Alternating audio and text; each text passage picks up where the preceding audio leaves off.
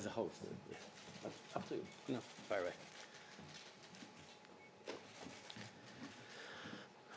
Good afternoon. As you know, I always try to present the EU's position honestly and without beating about the bush.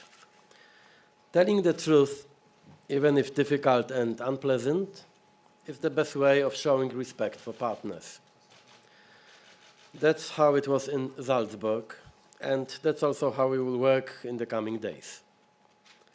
First of all, we want to focus on practical and realistic ways of minimizing the damage caused by Brexit on both sides of the channel. Emotional arguments that stress the issue of dignity sound attractive, but they do not facilitate agreement. Let us remember that every actor in this process has the dignity, and confrontation in this field will not lead to anything good. Second, the task of the EU's negotiators is to defend the interests of the European Union as a whole and of all the 27 member states. We very much regret that the UK has decided to leave, and we hope for the best relationship in future.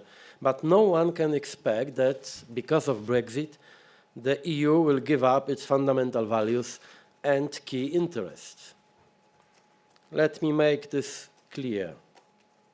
The EU wants a relationship with the UK that is as close and special as possible. From the very beginning, the EU offer has been not just a Canada deal, but a Canada plus deal, much further reaching on trade, on internal security, and on foreign policy cooperation. This is a true measure of respect. And this offer remains in place.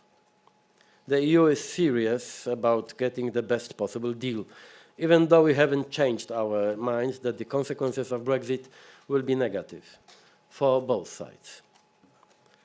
Third, in respecting our partners, we expect the same in return.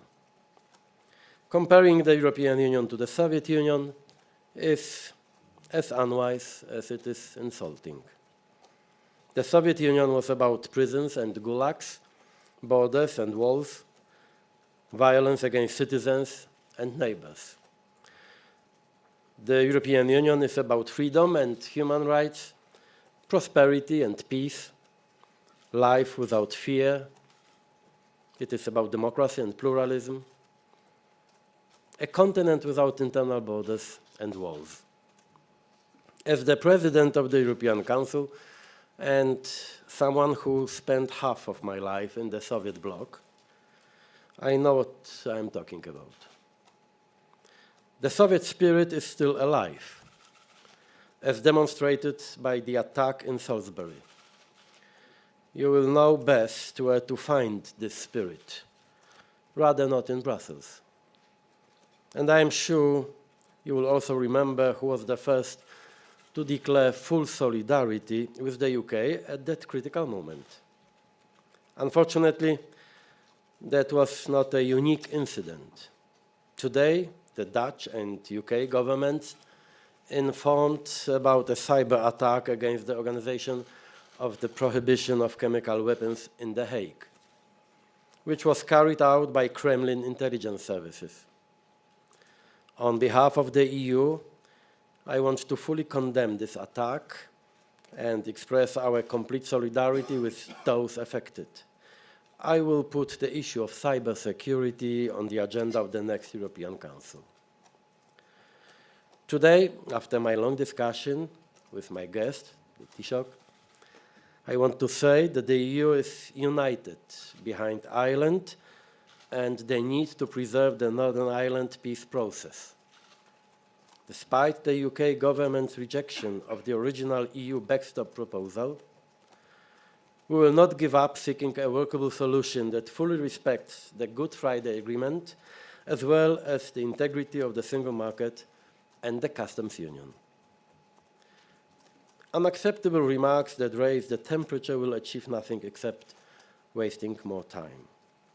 What needs to be done is maximum progress by the October European Council. I was party leader myself for 15 years, and I know what the rules of party politics are. But now, once the Tory party conference is over, we should get down to business. Thank you. Thank you, Leo.